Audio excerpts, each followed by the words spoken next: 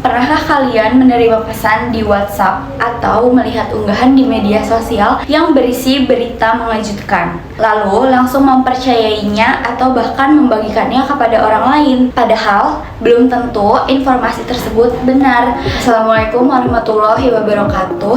Halo semuanya, perkenalkan saya Diaul Akilah. Di era digital seperti sekarang, informasi dapat menyebar dengan sangat cepat hanya dalam hitungan detik. Satu berita bisa diterima oleh ribuan bahkan jutaan orang. Namun, kemudahan tersebut juga membawa tantangan, yaitu semakin mudahnya penyebaran hoaks atau berita bohong. Oleh karena itu, pada video kali ini saya akan membahas materi dari Klaklik Literasi Tempo yang berjudul Stop Sebar Hoaks, Yuk Belajar Verifikasi Informasi. Menurut materi Klaklik Literasi Tempo, literasi digital bukan hanya kemampuan menggunakan media sosial atau internet. Literasi digital juga berarti kemampuan untuk memahami, menganalisis, dan memverifikasi informasi sebelum kita mempercayai ataupun menyebarkannya kepada orang lain. Hal ini sangat penting karena tidak semua informasi yang beredar di internet merupakan informasi yang benar. Berdasarkan penelitian Rahmawati dan rekan-rekan tahun 2023 yang berjudul Analisis Hoaks dalam Konteks Digital, Implikasi dan Pencegahannya di Indonesia. Hoaks merupakan informasi yang tidak sesuai dengan fakta dan dapat menyebar dengan sangat cepat melalui media digital. Penelitian tersebut juga menjelaskan bahwa kemudahan masyarakat dalam mengakses teknologi, rendahnya minat membaca, serta kurangnya literasi digital menjadi penyebab utama mengapa hoaks mudah berkembang di Indonesia. Coba kita bayangkan saat menerima sebuah berita dengan judul yang sensasional, misalnya besok semua rekening bank akan diblokir, atau ada bencana besar yang akan terjadi malam ini. Banyak orang langsung panik, kemudian membagikan informasi tersebut ke grup keluarga atau media sosial tanpa memastikan apakah berita tersebut benar atau tidak. Padahal tindakan sederhana seperti itu dapat membuat hoaks semakin luas penyebarannya. Fenomena ini dapat dijelaskan melalui teori gatekeeping dalam komunikasi massa.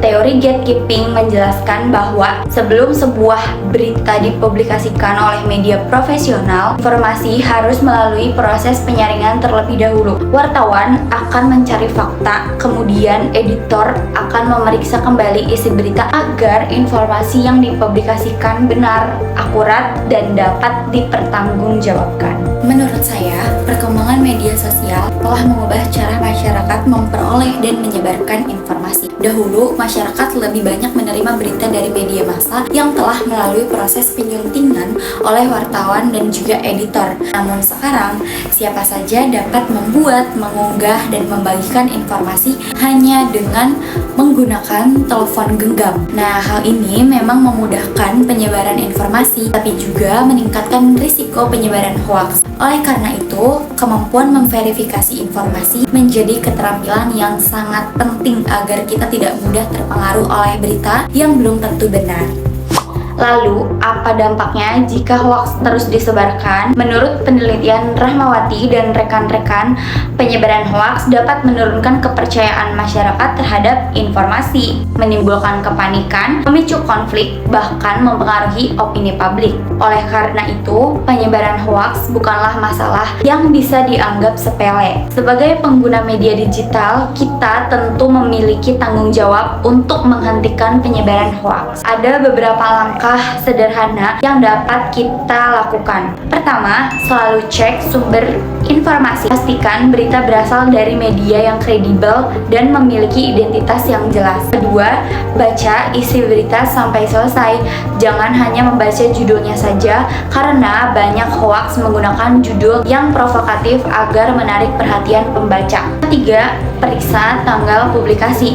Jangan sampai kita membagikan berita lama yang seolah-olah merupakan peristiwa baru. Keempat, bandingkan informasi tersebut dengan media terpercaya lainnya. Jika informasi hanya muncul di satu sumber yang tidak jelas, kita perlu lebih berhati-hati. Terakhir, jangan terburu-buru menekan tombol share. Luangkan waktu beberapa menit untuk memastikan bahwa informasi tersebut benar. Salah satu contoh nyata adalah hoaks yang sering beredar mengenai prediksi gempa bumi. Beberapa kali masyarakat menerima pesan berantai di WhatsApp yang menyebutkan mengatakan bahwa akan terjadi gempa besar pada tanggal tertentu. Padahal Badan Meteorologi, Klimatologi, dan Geofisika atau BMKG telah berulang kali menegaskan bahwa hingga saat ini gempa bumi tidak dapat diprediksi secara pasti, baik waktu maupun lokasinya. Meskipun sudah ada klarifikasi dari BMKG, informasi palsu tersebut tetap tersebar karena banyak orang langsung membagikannya tanpa melakukan pengecekan terlebih dahulu. Kasus ini menunjukkan bahwa kebiasaan memverifikasi informasi sangat penting agar kita tidak ikut menyebarkan hoaks. Kesimpulannya, berdasarkan materi Klik Literasi Tempo dan penelitian Rahmawati dan rekan-rekan tahun 2023, kemampuan memverifikasi informasi merupakan bagian penting dari literasi digital.